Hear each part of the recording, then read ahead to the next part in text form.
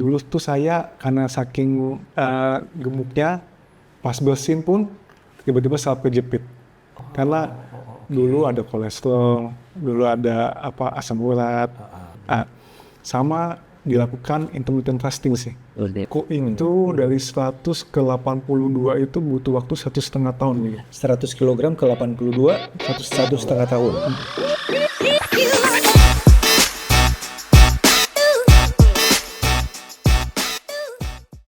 Halo Sobat Sentra, ketemu lagi di program podcast Sentra Stage. Ya, kali ini bersama Sentra Medical Hospital Cikarang. Pada kesempatan ini kita akan membahas topik menarik bersama narasumber saya ataupun juga bintang tamu yang sudah hadir pada kesempatan kali ini. Kita akan bahas topik dengan judul Cegah Prediabetes, Atasi Diabetes bersama Dr. Handoko Prayitno, spesialis penyakit dalam. Halo Dr. Han, apa kabar? Halo Dok Helmi. Sehat Dok? Sehat. Luar biasa ya Dok. Oke. Dok, ini kan kita bahas soal penyakit diabetes ya. Diabetes ini kalau kita tahu sudah cukup banyak Dok.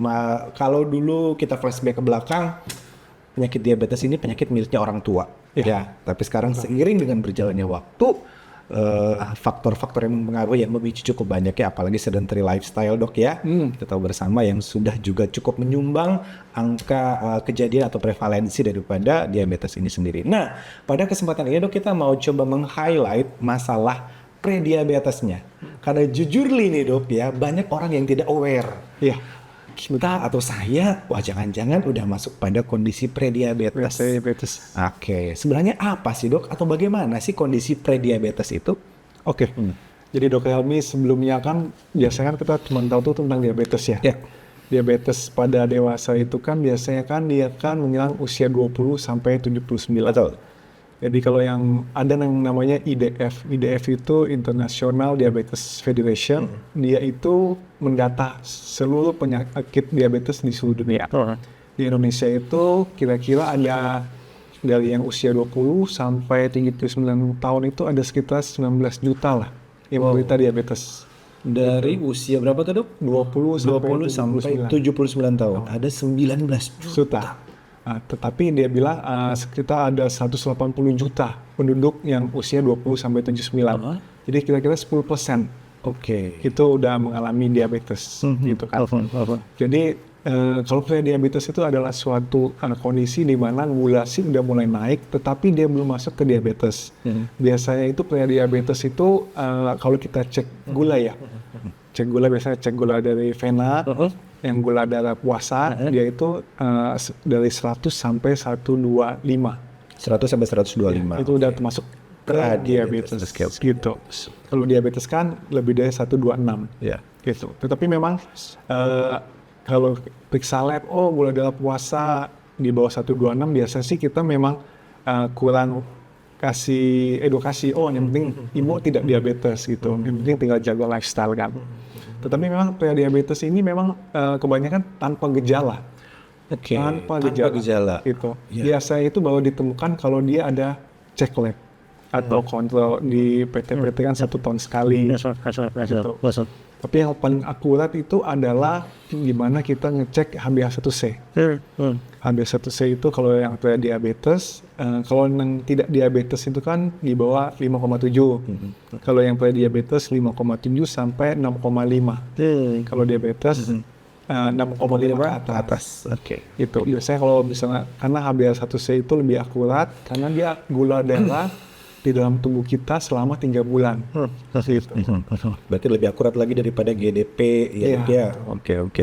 Oke, kalau begitu bisa disimpulkan berarti tanpa gejala. Orang tidak tahu sama sekali bisa langsung prediabetes kecuali dengan cek lab.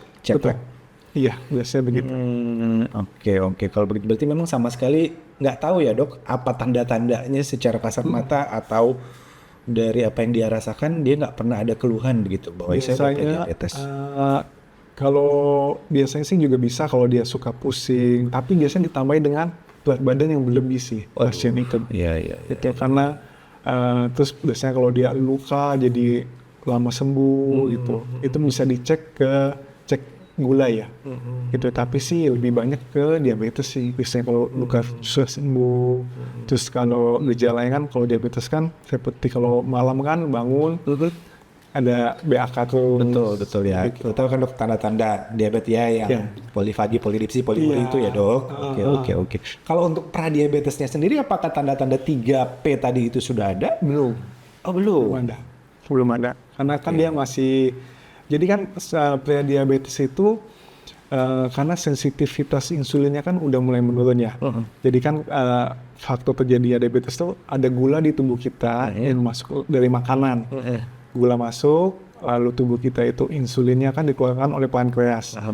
Jadi ada gula, dia pankreas keluarin insulin, lalu gula ditangkap oleh insulin, dimasukin ke sel untuk menjadi energi.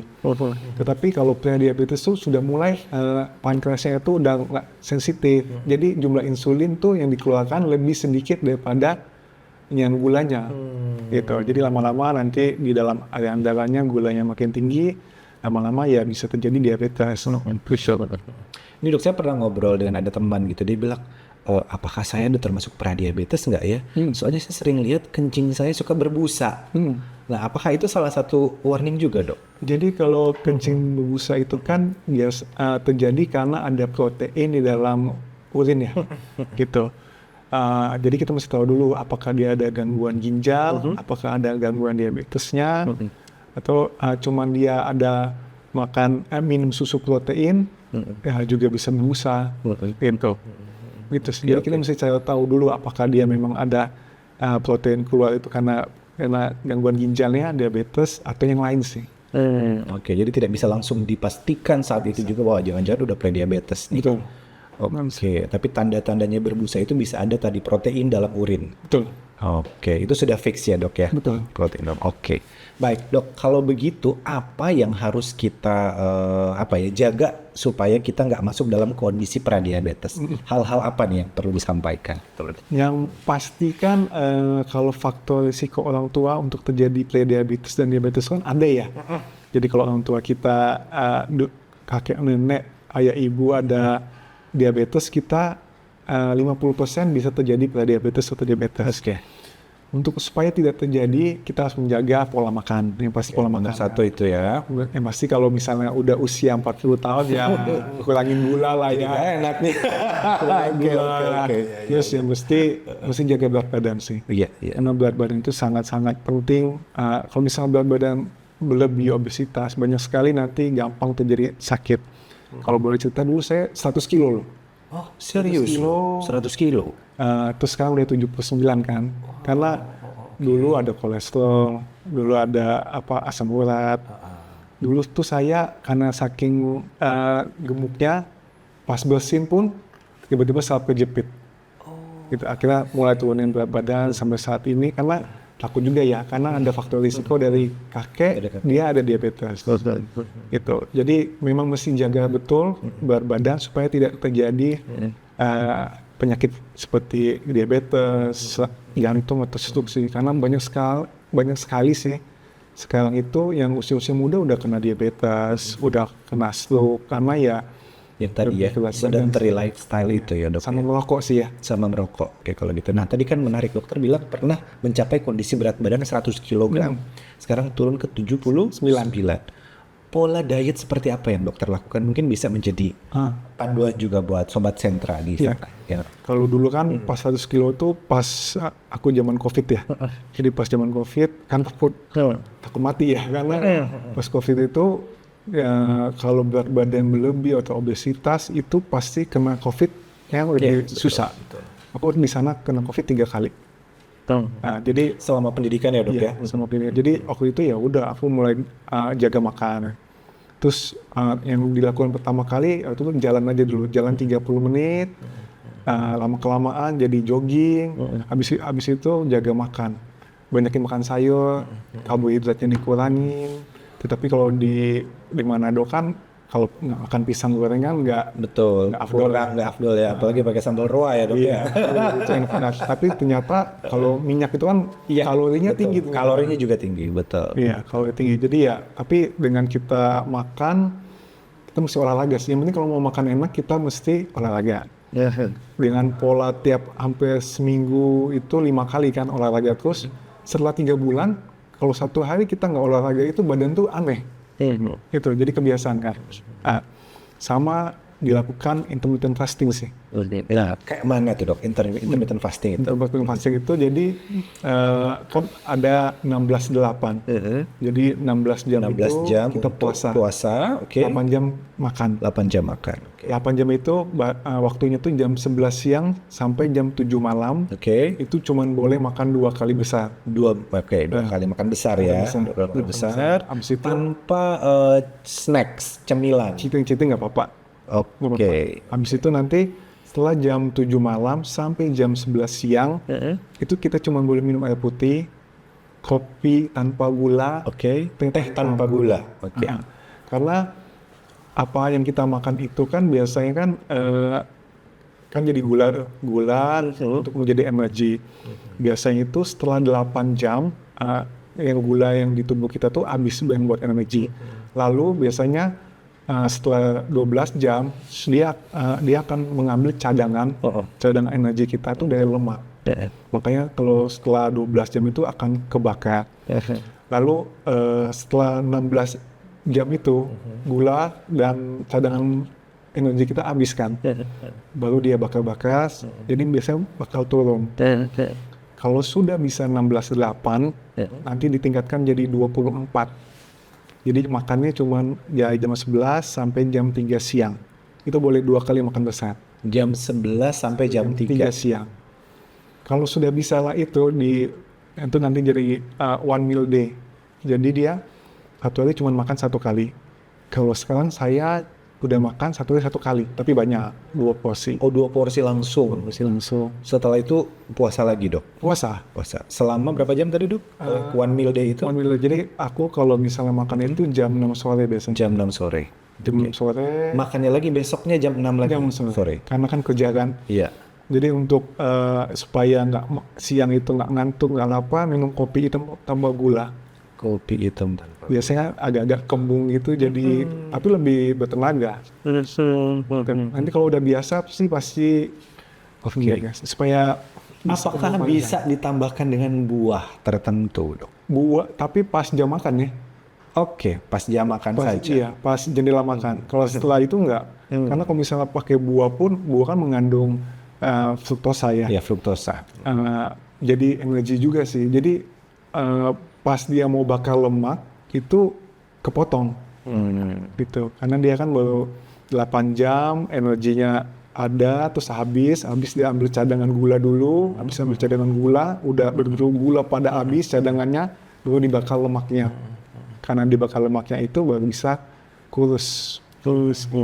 Berarti bisa dikatakan dok, metode intermittent fasting yang dokter jalankan ini adalah salah satu metode yang bisa dilakukan ya dok untuk mencegah pradiabetes juga ya? Iya.